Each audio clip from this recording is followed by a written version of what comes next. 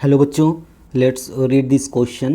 The question says eels are able to generate current with biological cells called electroplaques. The electroplaques in an eel are arranged in 100 rows, each row stretching horizontally along the body of the fish containing 5000 electroplaques. The arrangement is suggestively shown below. Each electroplate has an EMF of 0.15 volt and internal resistance 0.25 ohm. The water surrounding the eel completes a circuit between its head and its tail. If the water surrounding it has a resistance of 500 ohm, the current an eel can produce in water is about. First option is 1.5 ampere, second option is 3 ampere, third option is 15 ampere and the fourth option is 30 ampere. तो इस question को solve करने से पहले कुछ की concept discuss करते हैं जो कि इस क्वेश्चन को सॉल्व करने में हेल्प करेंगे. तो सबसे पहले यहाँ पे की कंसेप्ट को डिस्कस करते हैं. की कंसेप्ट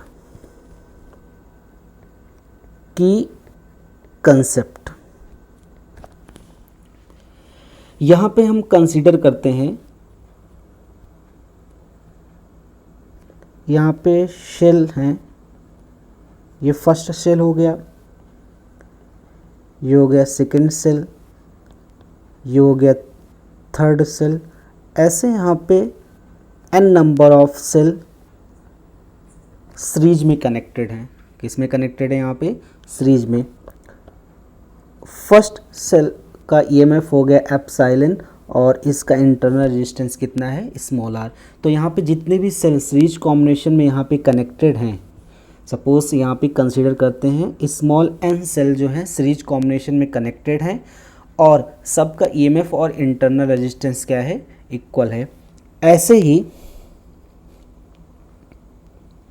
इनके पैरेलल कॉम्बिनेशन में n नंबर ऑफ सेल यहाँ पे कनेक्टेड हैं. तो इसका भी ईएमएफ कितना है? एप्सिलॉन और इंटरनल रेजिस्टेंस कितना है? आर. ऐसे ही टोटल m रो हैं. कितनी है? m रोज पैरेलल कॉम्बिनेशन में यहाँ पे हैं. तो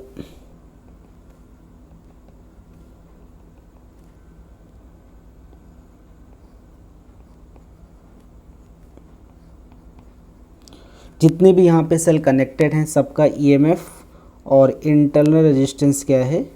इक्वल है.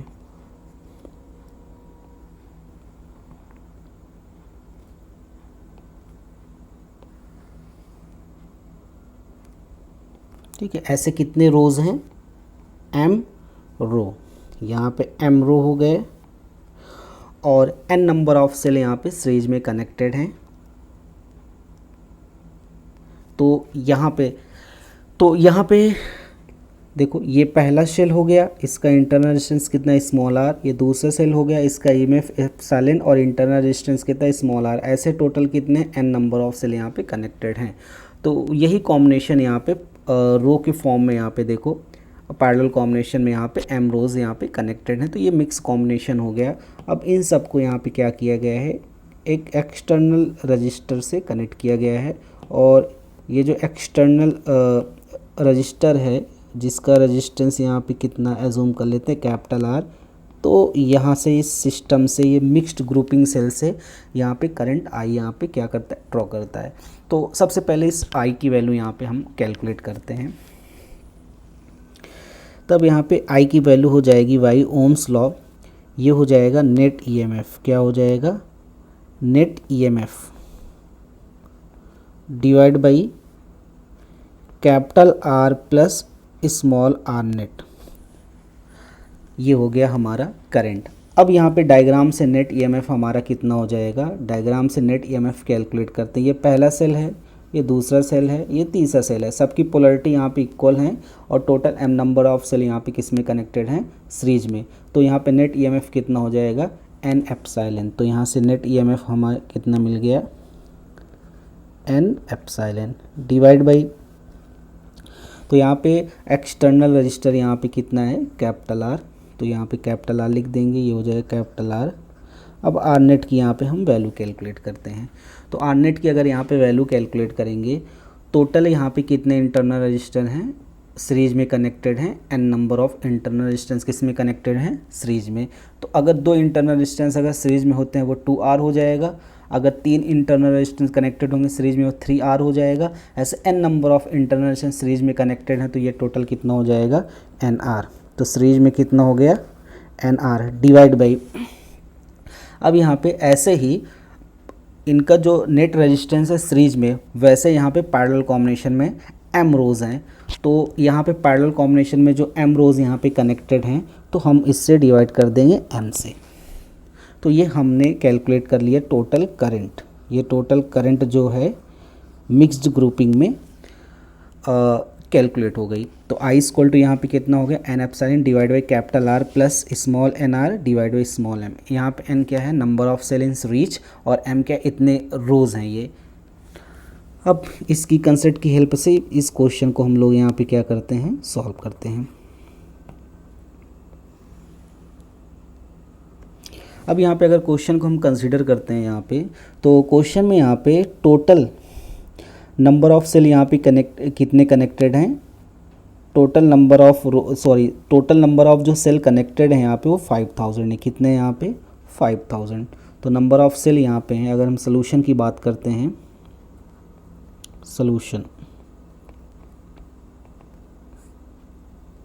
तो यहाँ पे अगर हम नंबर ऑफ सेल की बात करते हैं जो सीरीज कॉम्बिनेशन में है, इस क्वेश्चन में सीरीज कॉम्बिनेशन में नंबर ऑफ सेल कितने हैं 5000। तो यानी n की वैल्यू यहाँ पे कितनी हो गई 5000। उसके बाद यहाँ पे कह रहा है कि जो सेल हैं फर्स्ट सेल, तो फर्स्ट सेल का यहाँ पे EMF कितना दिया 0.15। तो जितने भी सेल यहाँ पे हैं सब आइडेंटिकल हैं, यानी सब सेल का EMF कितना हो जाएगा 0.5। तो यहाँ पे जो EMF हो जाएगा सेल का वो दिया है 0.15 वोल्ट। और यहाँ पे इंटरनल रेजिस्टेंस यहाँ पे कितना दिया है, इंटरनल रेजिस्टेंस की वैल्यू यहाँ पे कितनी है 0.25 ओम। तो जितने भी यहाँ पे रेजिस्टेंस है इंटरनल उन सब की वैल्यू क्या है सेम। तो स्मॉल r की वैल्यू यहाँ पे कितनी गिवन है, स्मॉल r की वैल्यू यहाँ पे है 0.25। तो ये हो जाएगा 0.25 ओम। और नंबर ऑफ़ रोज़ कितने दिए m, यहाँ पे क्या हो गया नंबर ऑफ़ रोज़। तो कितने नंबर ऑफ़ रोज़ हैं यहाँ पे 100 रोज़ हैं। तो नंबर ऑफ़ रोज़ की वैल्यू यहाँ पे हो गई 100। अब इस फॉर्मूले की हेल्प से, जो ये वाला फॉर्मूला है, इस फॉर्मूले से हेल्प से हम यहाँ पे करंट को कैलकुलेट करेंगे। तो I इक्वल टू हो गया यहाँ पे N epsilon divide by capital R plus NR divide by small m। तो यहाँ पे n की वैल्यू यहाँ पे कितनी है 5000, ये n की वैल्यू हो गई यहाँ पे 5000।